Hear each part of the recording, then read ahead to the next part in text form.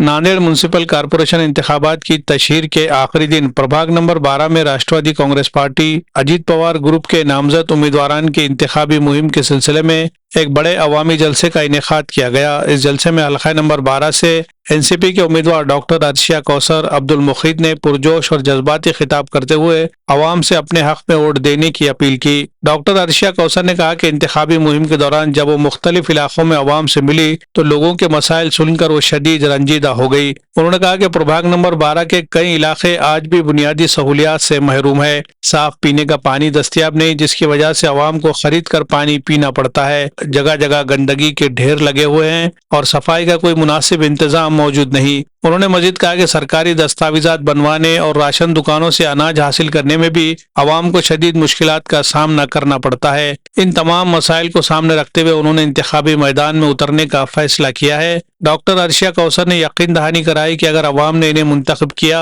तो वो प्रभाग नंबर 12 के हर मसले को हल करने की भरपूर कोशिश करेंगी। जलसे में बड़ी तादाद में मर्दो खवातीन शरीक हुए। हाजरीन ने एनसीपी उम्मीदवारान की हिमायत का इजहार करते हुए इन्हें कामयाब बनाने का यकीन दिलाया।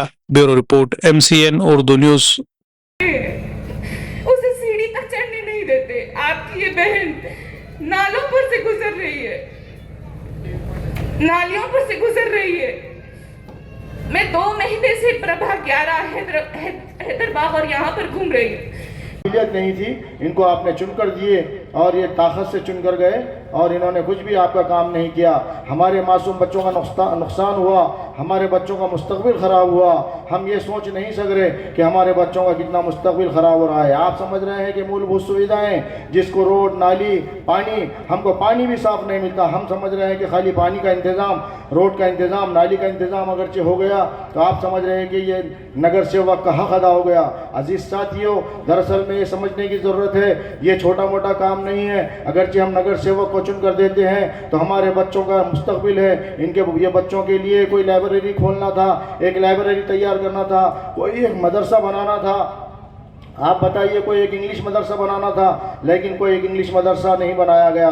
हमारे बच्चा भी कोई डॉक्टर बन सकता था, हमारा कोई बच्चा भी इंजीनियर बन सकता था, हमारा कोई बच्चा बड़े से बड़ा साइंटिस्ट, फिलासफर बन सकता था, लेकिन ये बच्चों को उन्होंने दूसरी तरफ डाइवर्ट करके कोई हमारे बच्चे जुओं के अड्डों पे लग गए, कोई हमारे बच्चे दारूखानों में नशे के चीज़ों में मुब्तला हो चुके और कोई हमारे मासूम बच्चे आज भी गोटियां खेलने में परेशान हैं। अगरचे हमारे बच्चों के हाथ में किताब देते तो मैं समझता हूँ हमारे बच्चा किताब पढ़ता, हमारा मासूम बच्चा किताब पढ़ के कोई बड़ा डॉक्टर, बड़ा इंजीनियर बनता।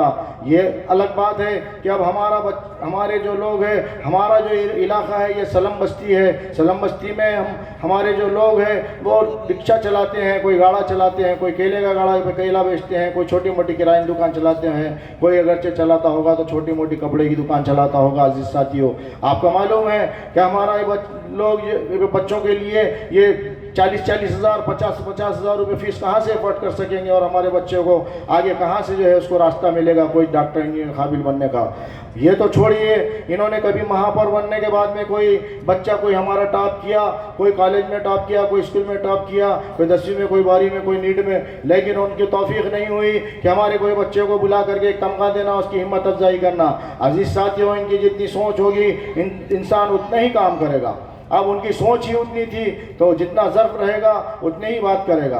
तो आप देखिए अजीज दोस्तों, यही नहीं हुआ आपके साथ में कांग्रेस के दौरे हुकूमत में आपके साथ जो इस्तेसाल हुआ। मैं समझता हूँ कि ये इलाका नगर पालिका से कटकर उनको एक मरतबा चुनकर दिए थे, उसके बाद ये इलाका का कटकर इसमें आप देख रहे हैं कि ये इनको वोट डालने से महरूम कर दिया गया था। मैंने श्रीकर परदेशी साहब के वक्त में चीफ मिनिस्टर को बोल करके यहाँ का इस इलाके को मैंने फिर शामिल कराया, इंक्लूड कराया, और जब इनको वोट डालने का हक मिला तो अजीज साथ ये सब चीज़ें याद रखने की ज़रूरत है। हमारे बाजू में यहाँ पे ये गोबर का डला कर डाल दिया गया, यहाँ पर कोई अच्छी चीज़ तो नहीं बनाई गई, लेकिन ये मच्छरों का कारखाना यहाँ पे तैयार कर दिया गया।